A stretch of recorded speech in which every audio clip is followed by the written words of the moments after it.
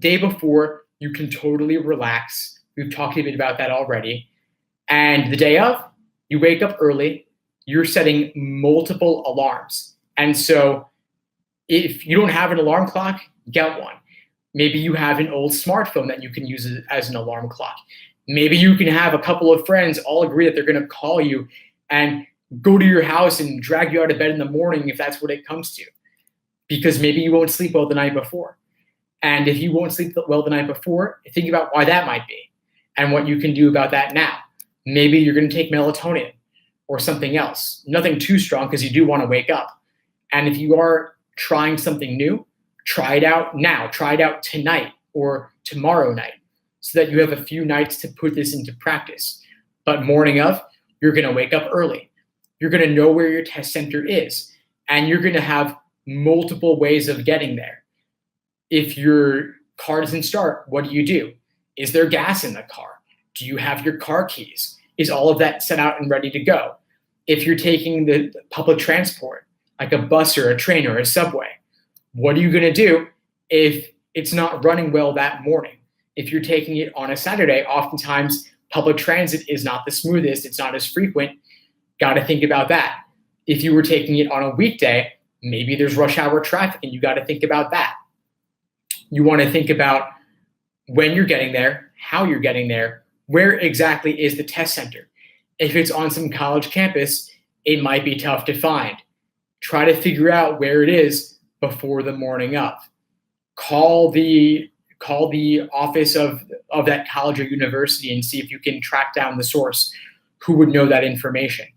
Maybe if it's somewhere in the city, you have to hunt it down and know exactly what the cross streets are and write that down for yourself. You want to have that all mapped out because you can't bring your cell phone and can't use that to navigate. And believe me, they are very serious about that.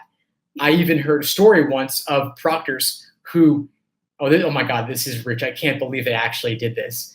They asked everyone who has their cell phone with them, bring it up here and we'll hold it for you. Then when those people brought their cell phones up to the proctors kicked them all out. They were such jerks. I cannot believe they did that to those test takers. They totally faked them out. And legally, I think you could call that entrapment. But anyway, that's what they did. There's some talk of changing that and having some sort of place you can store your phone. But right now, that's not the case. And they are very serious about this. So don't bring your phone. Leave it at home. Obviously, the question becomes, well, how do I survive? How do I breathe? How do I get picked up? Hey, listen, people took the LSAT before cell phones. There is a way.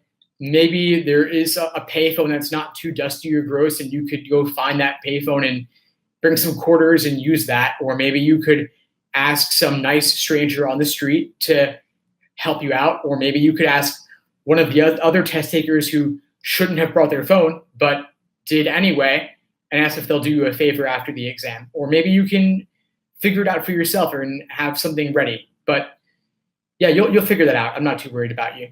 Have your gallon-size Ziploc ready to go.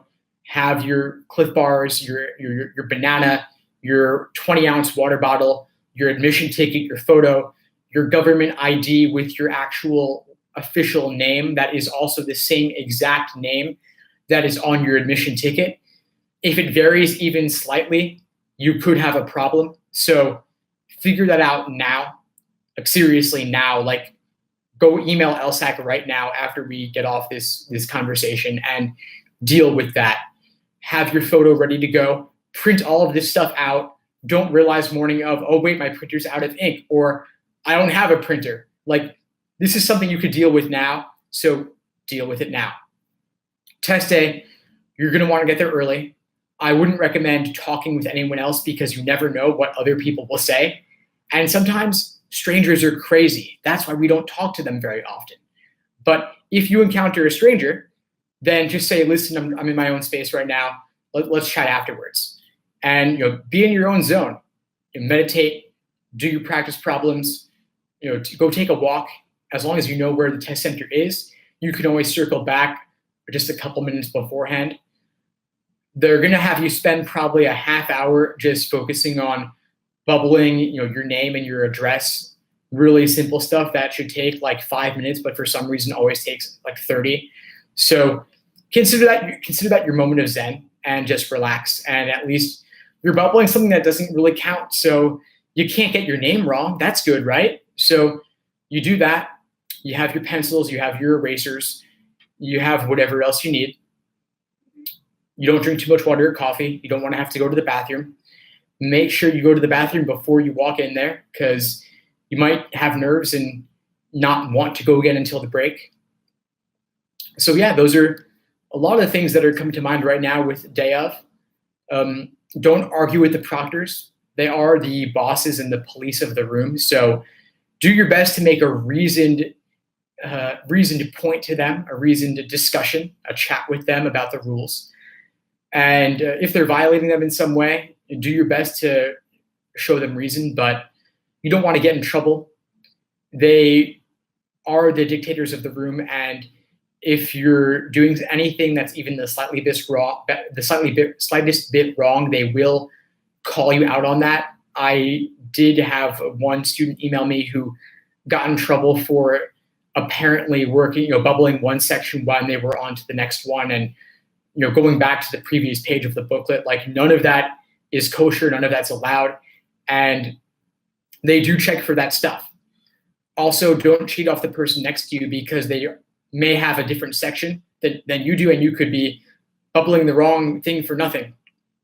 And they might not be as smart as you anyway. So don't assume that just because they're wearing glasses, they know more. That doesn't always work out that way.